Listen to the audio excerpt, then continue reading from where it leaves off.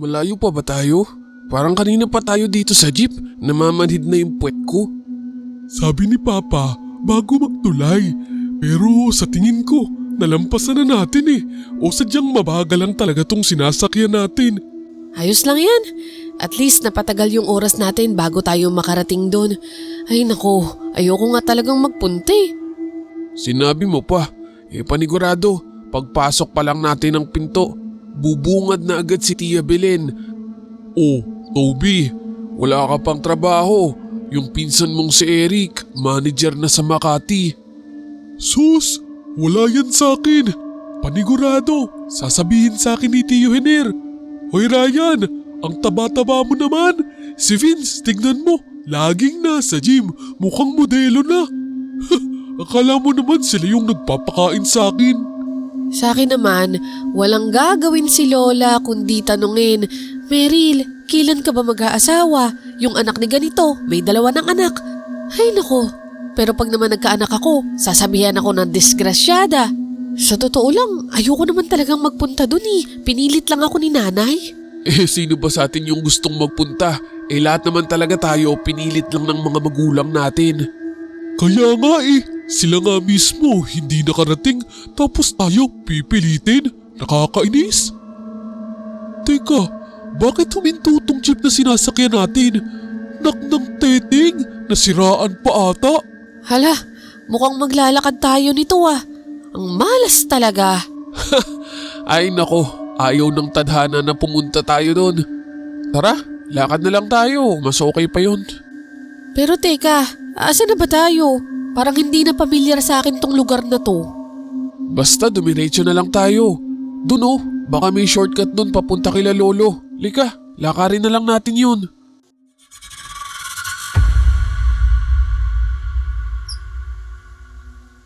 Isang mapagpalang pagbati sa inyo, Misteri, at sa inyong walang sawang pagpapakita ng tiyaga sa bawat pagbabasa ng samut-saring kwento ng mga karanasang tila hindi maipaliwanag. Matagal ko na rin pong sinusubaybayan ang inyong channel at sa tingin ko, ito na ang tamang panahon upang ako naman ang magbahagi ng parte ng buhay ko na pilit kong ikinukubli sa iba. Ako nga po pala si Tony. Sa kasalukuyan, ako po ay nasa edad 57 na ngayon. Habang papalapit ako sa dambana ng pagiging senior citizen, tila mas nagiging malinaw at madalas ang pagdalaw ng mga alaala sa aking kabataan.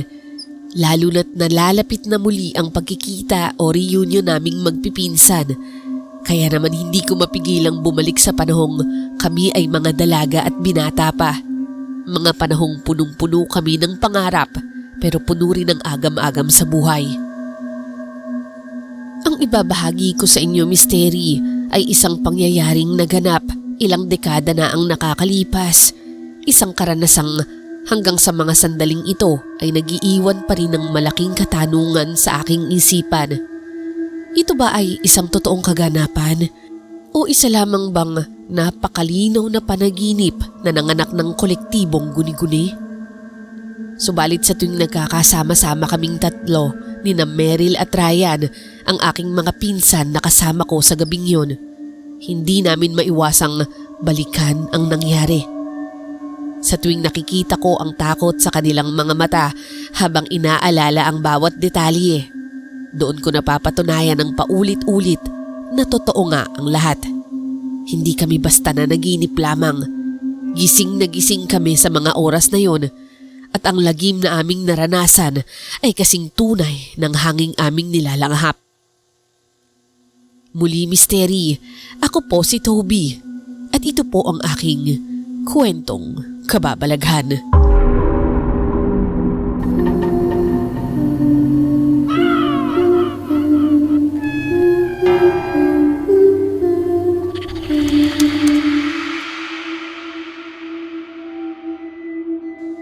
Dumiretso kami sa isang daanan na sa unang tingin pa lang ay hindi na dinadaanan ng mga sasakyan.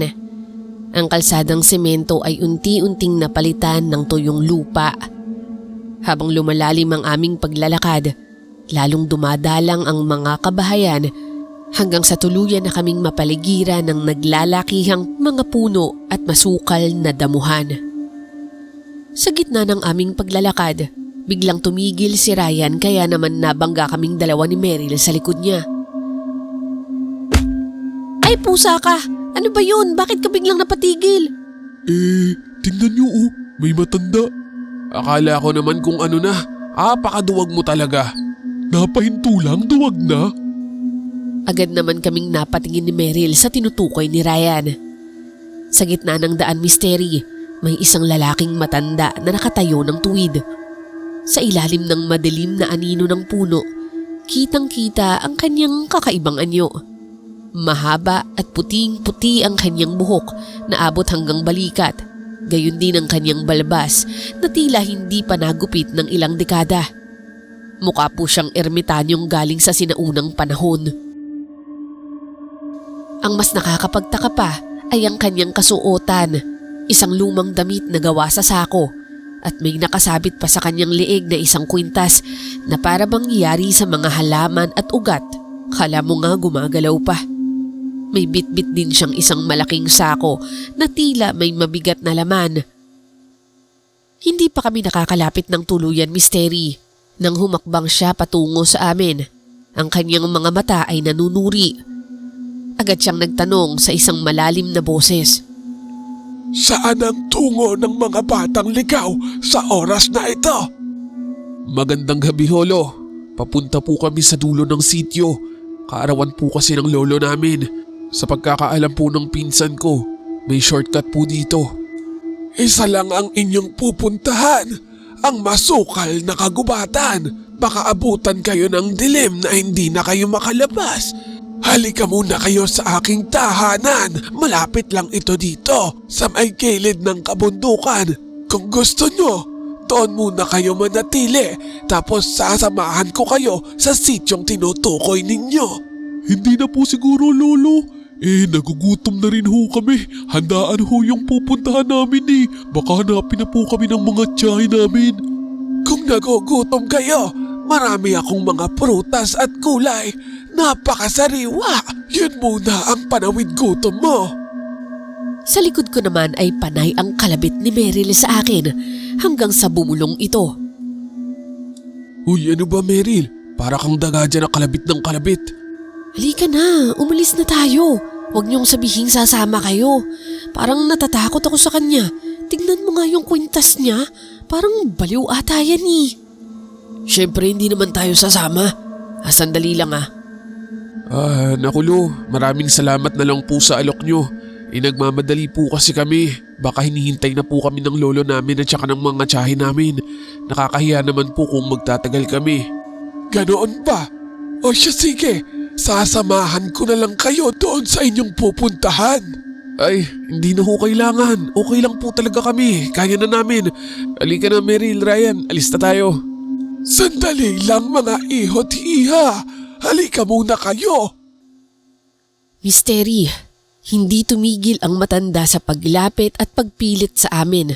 Hinahawakan pa niya kami sa balikat at braso na lalong ikinailang naming tatlo. Dahil dito, sabay-sabay kaming nagkatinginan at nagdesisyong tumakbo palayo. Hindi na namin nilingon pa ang matanda kahit naririnig pa namin ang kanyang malakas at makulit na pagtawag. Nakahinga kaming tatlo ng maluwag nang tuluyan naming matakasan ang matandang ermitanyo. May kakaiba talaga sa kanyang aura misteri na agad kaming nailang. Ang titig po niya tila nang gagaling sa ilalim ng lupa. Habang bumibilis ang aming paglalakad, unti-unti naming narating muli ang isang maluwag na daan. Ngunit sa halip na masukal na damuhan, isang napakaliwanag na bakuran ang bumungad sa amin. Mula sa malayo, natanaw na namin sa wakas ang hanay ng mahahabang lamesang natatakpan ng mamahaling puting tela. Punong-puno ang mga ito ng samot-saring pagkain na tila ngayon lang namin nakita. Mga prutas na matitingkad ang kulay, mga ulam na umuusok pa at bagong luto. Ang mga tao naman sa paligid ay abala sa pakikipagkwentuhan. Lahat sila ay nakasuot ng maayos na mga damit. Hindi namin akalain na mas engrande pala ito kaysa sa nakagawian naming payak na pagtitipon taon-taon. Subalit habang papalapit kami sa mismong bahay, nakaramdam ako ng paninibago. Para bang may iba rito, hindi tulad ng tanda namin sa bahay ni Lolo na gawa lamang sa kahoy. Sa pagkakataong ito, ang bahay ay yari sa bato at marmol. Pero misteri, sa kabila ng pagtataka, ang gutom at pagod mula sa mahabang lakarin ang nanaig sa aming isipan. Grabe, akala ko simple lang yung birthday ni Lolo katulad ng mga nakaraang taon. Pero ngayon tingnan mo, parang pang mayor yung handaan na to ah. Tignan mo yung lamesa oh, ang gaganda ng pagkakaayos. Oo nga, hindi kaya kumuha sila ng catering ngayon? Aba, ang big time ha? Baka naman nagpadala ng pera yung pinagmamalaki nilang apo nila na nasa abroad. Tsaka tignan nyo, pansin nyo ba yung bahay? Parang hindi ganito yung itsura nung huli tayong pumunta rito ah. Oo, yun din yung napansin ko. Parang lumaki yung bahay at saka bumongga. Pero sa bagay, matagal na tayong hindi nakakapunta dito sa bahay ni Lolo kasi kadalasan diba sa bahay tayo ni Tita Belen nagse-celebrate. Sa bagay, lumaan na rin ang bahay ni Lolo, di ba? Kaya siguro nagpa-renovate sila. Tingnan nyo, yung lechon doon sa kabilang lamesa. Parang napakalutong. Gutom na talaga ako. Lika, kain na tayo. Pero teka lang, nasa na ba si Tia Belen? Kanina ko pa hinahanap eh. Pati si Lolo hindi ko makita. Kaya nga di ba sila yung unang sasalubong sa atin para mang-okray? Pero yaan nyo na, mabuti nga yun wala sila. Baka nasa loob, nag-aasikaso pa. Halika na, kumain na tayo. Gutom na talaga ako. Tama ka dyan. Isang malaking himala na wala sila dito ngayon para magyabang. Kaya sulitin na natin tong pagkakataon na to. Makakakain tayo ng matiwasay. Dali-dali kaming lumapit sa hilera ng mga lamesa. Dahil doon, napukaw namin ang atensyon ng mga tao.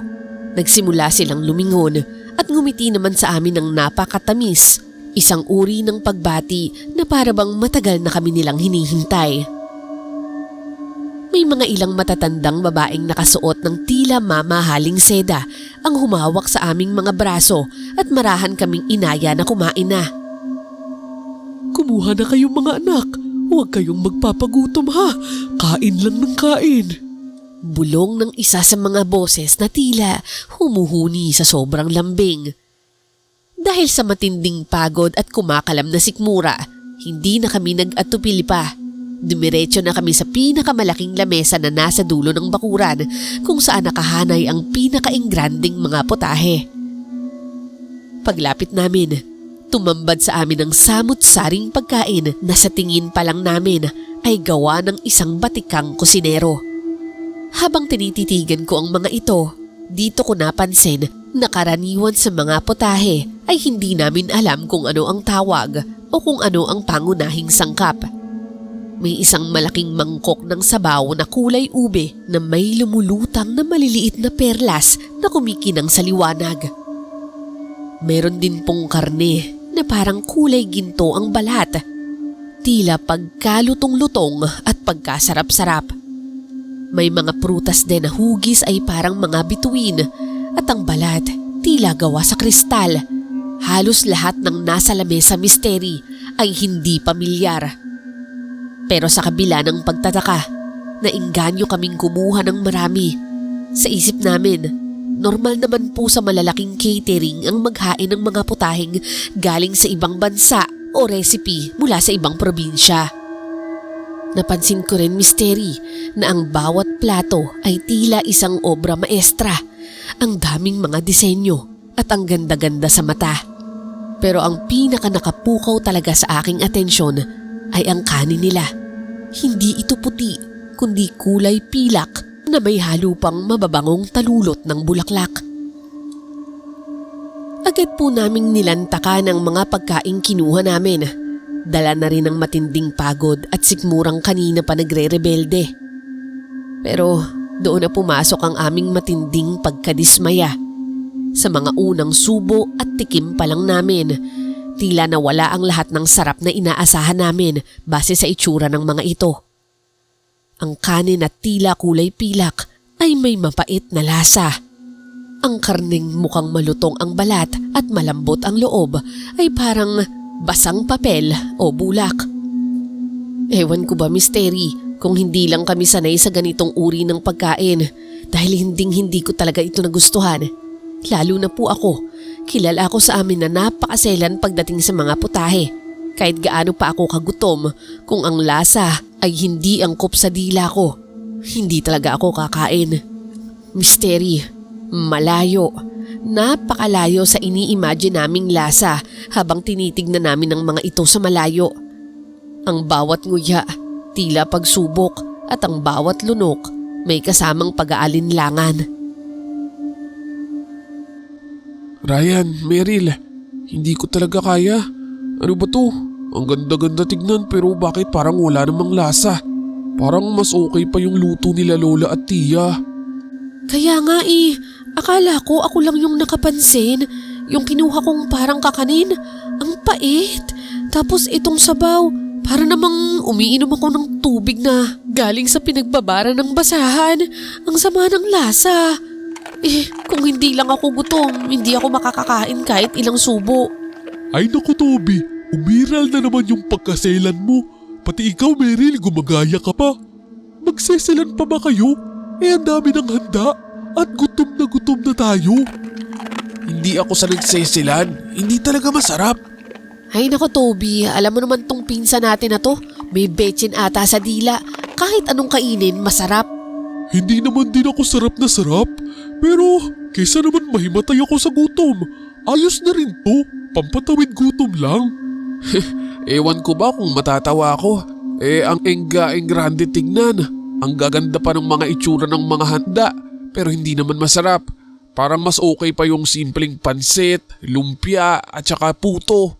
Kahit nga fried chicken lang, masaya na ako. Oo nga sa totoo lang akala ko talaga sobrang sarap nila. Pero ba't ganito? Mas okay pa yung kaldereta ni nanay. Ay naku, namiss ko tuloy kumain nun. Bahala kayo. Basta ako kakain dito hanggang sa mabusog ako. Anong magagawa namin? Ang takaw mo.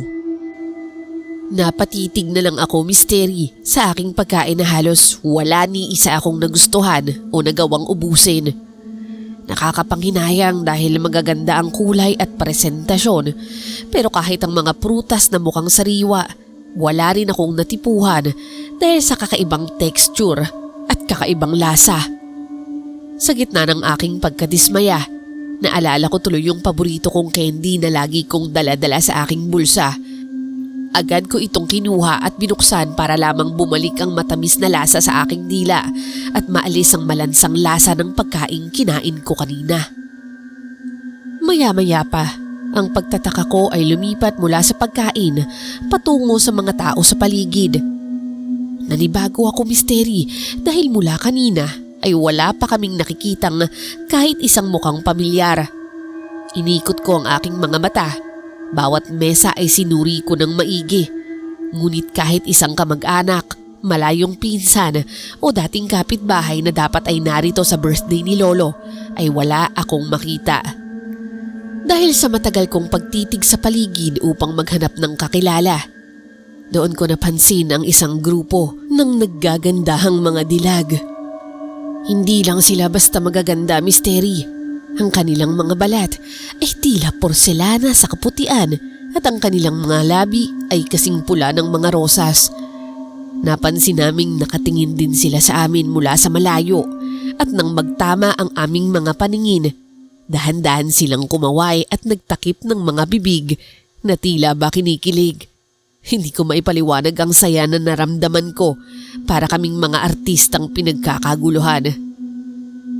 Gayon din naman ang nangyari kay Meryl, isang matangkad at gwapong lalaki na may napakakisig na tindig ang lumapit sa kanya at nag-abot pa ng isang bulaklak. Dahil dito, sandaling nawala ang aming pagkadismaya at pagtataka.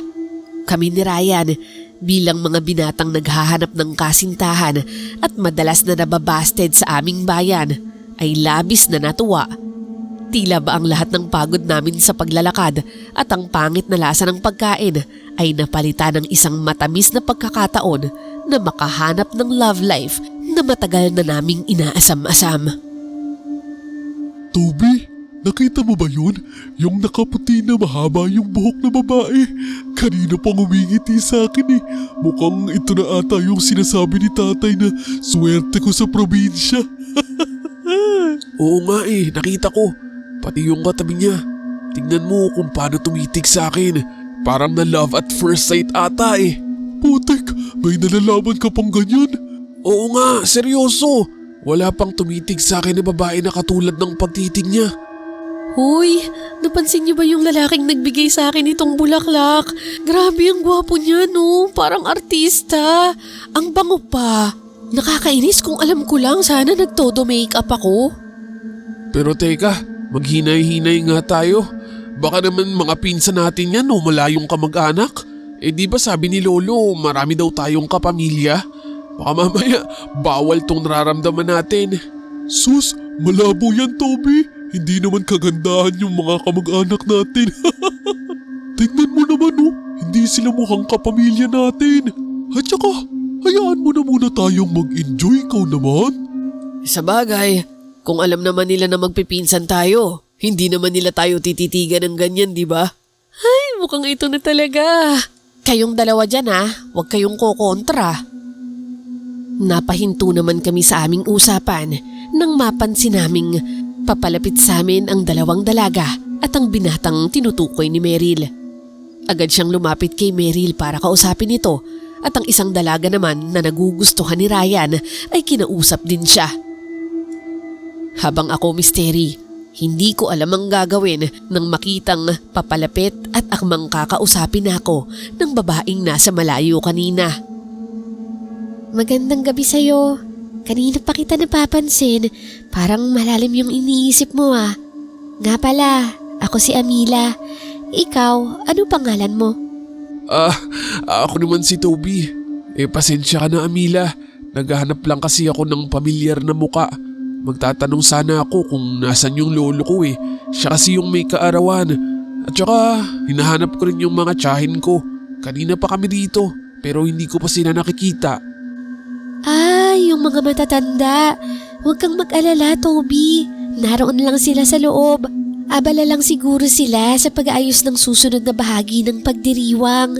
Maya-maya mo na sila puntahan sa loob at batiin. Kung gusto mo, mag-usap muna tayo. Oo nga, baka tama ka. Masyado lang akong excited makita sila. Kumusta ka naman? Nagustuhan mo ba yung mga handang pagkain para sa inyo? Nasarapan ka ba? Oo. Napakasarap. Ngayon lang ako nakatikim ng ganong klase ng pagkain. Misteri, dahil sa sobrang gandang-ganda ako sa kanya, nagawa kong magsinungaling sa harapan niya. Hindi ko nagawang aminin na hindi ako nasarapan at sobra akong nadismayado sa aking mga kinain.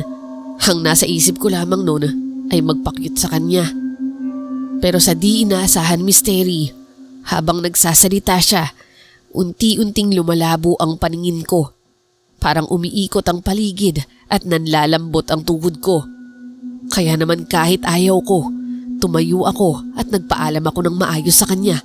Ang sabi ko, kukuha lang ako ng maiinom. Pero ang totoo, gusto kong pumunta ng banyo para maghilamos. Sa loob-loob ko, Misteri, inis na inis ako sa sarili ko. Kung kailan nagmamabutihan na kami at tila may pag-asa na ako sa isang napakagandang babae, doon pa sumama ang pakiramdam ko. Inisip ko na baka dala lang ito ng pagod o kaya ay dahil sa kakaibang lasa ng pagkain kinain ko kanina. Nagdesisyon akong pumasok sa loob ng malaking bahay upang maghanap ng banyo at maghilamos ng malamig na tubig sa muka. Pero Misteri, halos mapasigaw ako at tumigil ang tibok ng aking puso sa aking nakita. Sa sandaling humakbang ako papasok sa pintuan, ang kaninang mansyon na yari sa bato at kumikinang sa liwanag ay biglang naglaho. Sa loob, isang luma, bulok at abandonadong kubo ang tumambad sa akin. Walang mamahaling muebles, walang mga bintanang salamin at walang mga taong abala sa loob. Ang paligid ay puno ng makakapal na sapot ng gagamba, mga baging na gumagapang sa mga nabubulok na haligi at makapal na alikabok na tila ilang dekada nang hindi nagagalaw. Ang amoy ng masasarap na pagkain ay napalitan ng amoy ng nabulok na daga at alimuom ng lumang bahay. At misteri, dito ko napagtanto sa gitna ng aking panginginig at matinding pagkalito. Kaya pala wala ang mga tiyahin ko, ang lolo ko at ang ibang mga kakilala ko. Ay dahil hindi ito ang handaan ng lolo ko. Nang mahimasmasan ako, agad akong lumabas at hinanap ko agad si Meryl at Ryan at dali-dali ko silang nilapitan at hinatak sa gilid. Oh, ano ba naman yung Toby? Istorbo ka naman eh. Oo nga, ano ba yun? At saka bakit parang namumutla ka ata? Kayong dalawa, makinig kayo sa akin. Kailangan na nating umalis dito sa lugar na to. Ngayon na. At bakit? Ano bang nangyayari sa'yo, Toby? Makinig kayo sa akin. Pumasok ako sa loob ng bahay. At hindi bahay yung nakita ko. Abandonadong kubo. As in, walang katao-tao. Wala ring kagamitan. Puro baging, puro dumi. Yun ang nakita ko. Isa lang yung masasabi ko. Hindi ito yung handaan ni Lolo. Ano? Paano nangyari yun? Eh di ba ang ganda-ganda ng bahay mula dito sa labas? Ay ano, tingnan mo oh. Napakagarbo. Yun din nga yung naisip ko. Sa labas garbo, pero sa loob nabubulok. Hindi tama to. At saka, anong ginagawa natin dito? Eh hindi naman pala ito yung pupuntahan natin. Sa bagay, nakakahiya naman. Pumunta tayo sa ibang handaan. Napaka-killjoy nyo naman. Tingnan nyo naman oh, ang bait-bait ng mga tao dito. Binigyan tayo ng pagkain, pinatuloy tayo. Kung hindi man ito yung bahay ni Lolo, eh ano naman ngayon? Eh di hamak na mas masaya naman dito kesa doon sa reunion. Nakakainis lang sila tita. Kanina nga pinag-uusapan natin, di ba? Ayaw natin doon. Tapos ngayon, magre-reklamo kayo. Hindi naman sa ganun, Ryan. Pero hindi ka ba nagtataka? Sinabi nila na ito daw yung handaan kahit hindi naman. Anong dahilan nila para magsinungaling, di ba? Sa bagay, yun din nga yung sabi sa akin ni Matias. Nabanggit niya sa akin, kanina pa daw ako hinahanap ni Lolo. Pero kung wala naman pala si Lolo, bakit niya sinabi yun? Kaya nga di ba, parang may mali. May masama akong kutob. Kaya mabuti pa, umalis na lang tayo. Ayoko, kontento na ako dito at komportable. Bahala kayo sa mga guni-guni nyo. Ayaw nyo kasing kumain eh. Kaya ayan, nalipasan na kayo ng gutom. Basta ako, dito lang ako. Kakausapin ko pa si Sheila. Ano ka ba? Hindi ka namin pwedeng iwan dito. Halika na, babalik na tayo. Ayoko nga sinabi. Ba't ba ang kulit mo? Pero dahil sa komosyon naming tatlo, mabilis na dumating si Amila, Matias at Sheila. Lumapit sila sa amin nang may mapaninlang ng ngiti. Pilit kaming inaanyayahang bumalik sa gitna ng kasiyahan. May mga hawak din silang tila alak na pilit na pinapainom sa amin. Toby, saan ka pupunta? Halika, uminom ka muna oh. Magkasiyahan pa tayo. Ang saya-saya kaya dito. Oo nga Toby, uminom ka na lang para mag-enjoy ka naman. Promise, yan masarap talaga. Hinaharangan na nila kaming lahat sa aming daraanan at pati si Meryl nararamdaman kong natatakot na. Kaya naman buong lakas kong hinatak ang dalawa kong pinsan at tinulak sila Amila.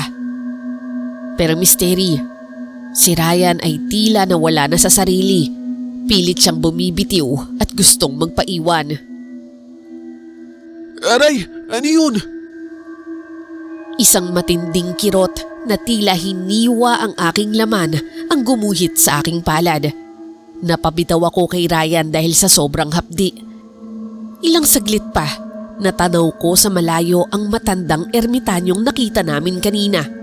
Seryoso ang kanyang muka, hindi kumukurap at itinuturo ang direksyon ng isang dambuhalang puno sa di kalayuan. Naramdaman ko naman ang malamig na kamay ni Amila na humahatak sa akin pabalik, habang si Meryl naman ay pilit ding kinakaladkad ng lalaking nagbigay sa kanya ng bulaklak. Dito ko natiyak, kung hindi ako lalaban, tuluyan na nila kaming makukuha at hindi ko alam kung ano ang kanilang balak. Kaya naman muli kong dinulak si Amila at hinatak si Meryl palayo sa kanila. Tumakbo kami ng mabilis na mabilis patungo sa direksyon ng malaking punong itinuro ng matanda. At habang tumatakbo kami, narinig ko pa ang mga boses ni Ryan. Toby! Meryl! Bumalik kayo! Dito na lang kasi tayo! Masaya rito! Sumama na tayo sa kanila! Pero hindi na ako lumingon pa. Pinatigas ko ang aking loob hanggang sa marating namin ang dambuhalang puno. At sa isang iglap, ang lahat ay nagdilim. Parang nahulog ako sa isang malalim na balon at biglang nagising at naghahabol ng hininga.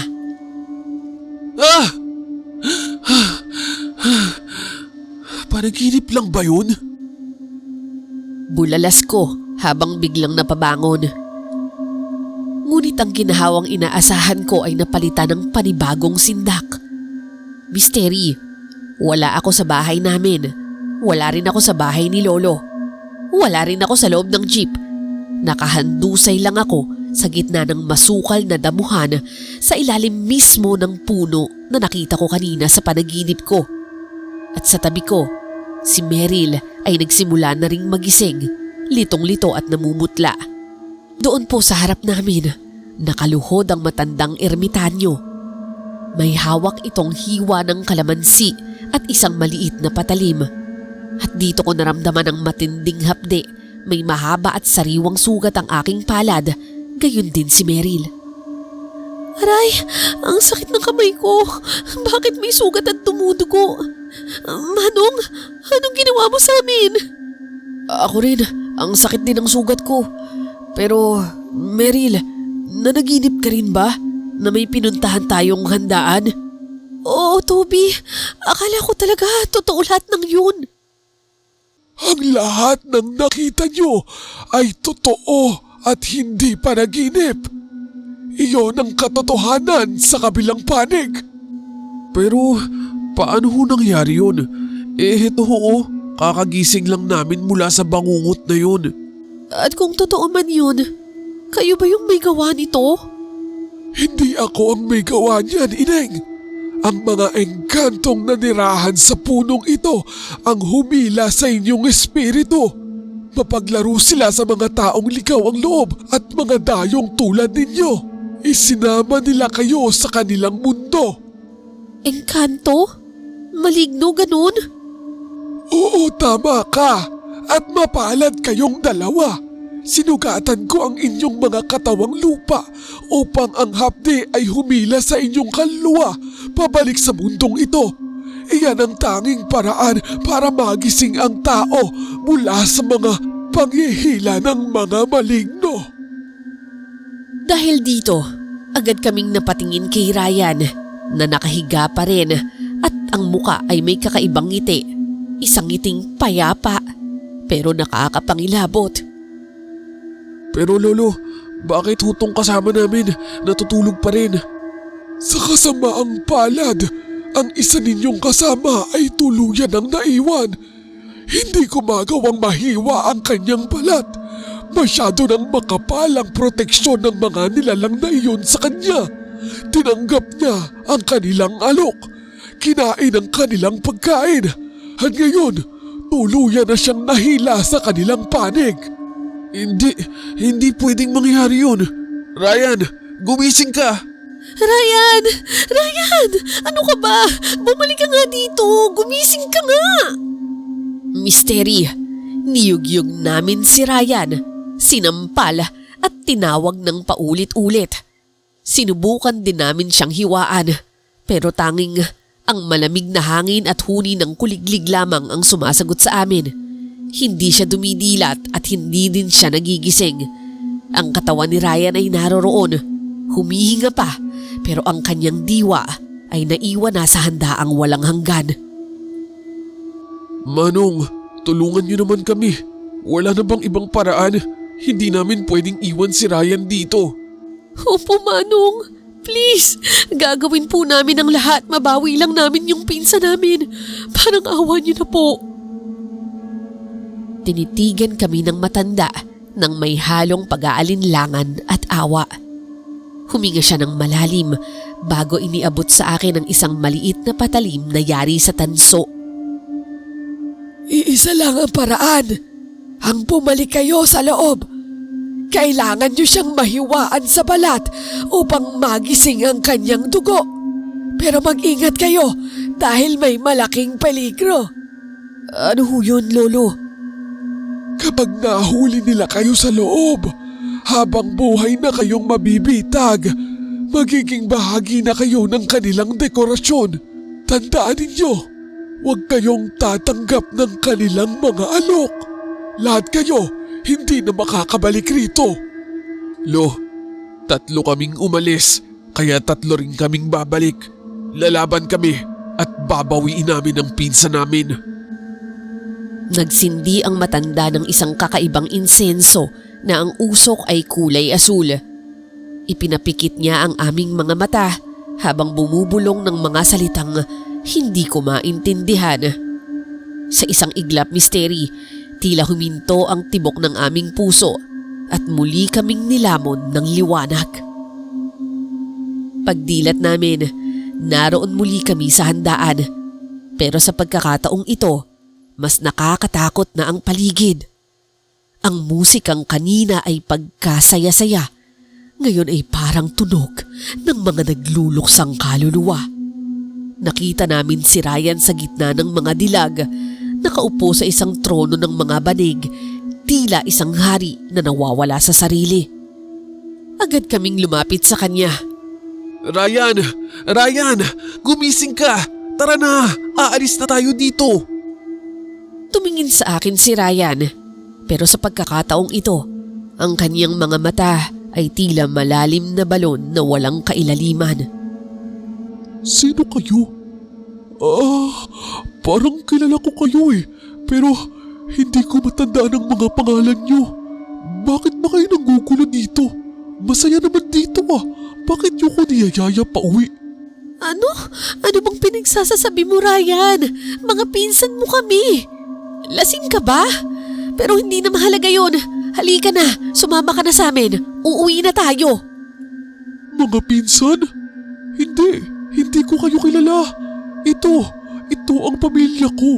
Dito na ako nakatira. Kaya mabuti pa, umalis na lang kayo at huwag na kayong babalik pa. Misteri, nadurog ang puso naming dalawa ni Meryl. Nilamon na ng lugar na ito ang mga alaala ni Ryan. Pero hindi dahilan yun para tuluyan kaming mawala ng pag-asa. Bago pa man makalapit ang mga malignong nakapaligid, si Amila na may nanlilisik na mga mata, buong lakas kong hinawakan ang braso ni Ryan at mabilis na idinampi ang patalim ng matanda. Aray! Kasabay ng pag-agos ng kanyang pulang dugo, tila nabasag ang isang salamin sa aming paligid. Ang kanyang mga mata ay biglang nagkaliwanag at nanumbalik ang kislap ng katinuan. Toby? Meryl? Anong nangyayari? Sa wakas, Ryan, nagbalik ka na. Kilala mo na kami ulit. Ryan, makinig kang mabuti sa akin.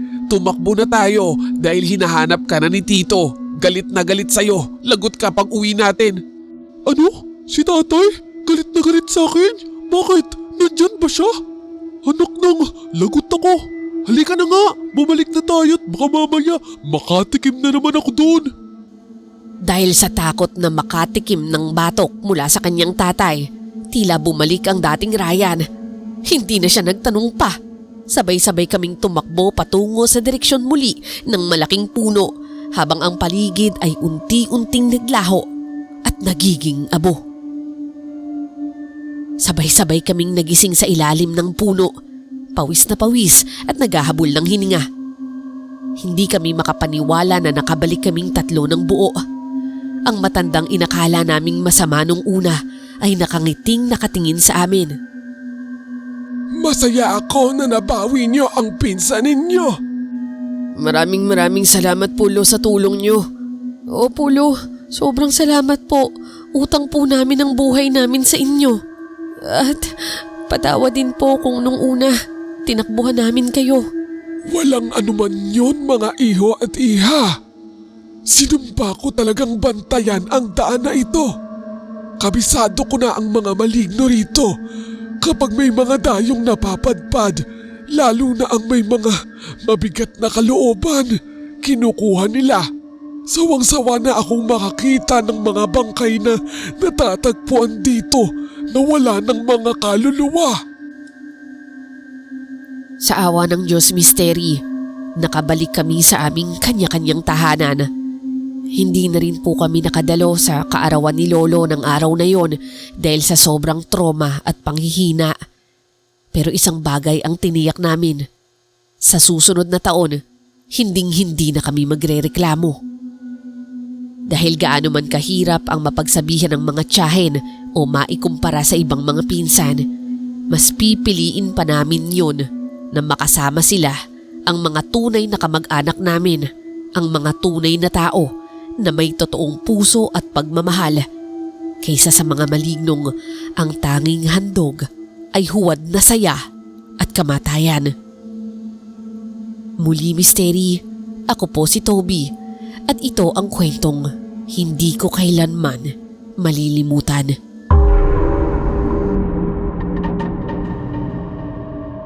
Hello mga kamisteryo! Natapos na naman ang isang kwento na sana po ay nagustuhan ninyo. Ngayon po ay panahon na naman para sa ating shoutout para sa inyong masugid na taga-subaybay sa ating channel. Ang una ko pong babatiin ay si Sir Chan Lee Wong. Maraming salamat po sa palaging pag-comment sa aming mga kwento. Stay safe and happy listening din to Sir Edwin Montenegro, Sir Mario Jr. Legaspi, Sir Emil, Ma'am Annalisa Malat-Balat na nakikinig all the way from Australia, and kay Ma'am Sen Komaki na nakikinig from Japan. Salamat din po sa magagandang comments, Ma'am Christina Navarro, Ma'am Christiel Mamado, Mary Rose Garcia, Brian Marinas, Jessel M. Heron, Janelle Cañete, Darlene Pandanyal, Yam Kisha, El Slayer na ang sabi, kaboses ko daw si Cara David. Maraming salamat naman po dahil malaking karangalan yon. Maraming salamat din sa pakikinig kay Alfred Aliano, Gina Bel Bogador, Ann Narciso, and sa maganda nating listener na si Ma'am Richelle Sonyo. Muli, maraming salamat po sa pagtangkilik ng aming mga kwento. At kung hindi pa kayo nakakapag-subscribe, pindutin nyo na po yung subscribe button, mag-like and mag-share na rin po kayo para mas dumami pa po tayo dito sa Misteryo sa Dilim TV. Huwag niyo po rin kalimutang mag-comment para mabasa ko at mabati ko kayo sa susunod na shoutout. Muli, ako po si Misteri at kita-kits po tayo sa susunod na kwento.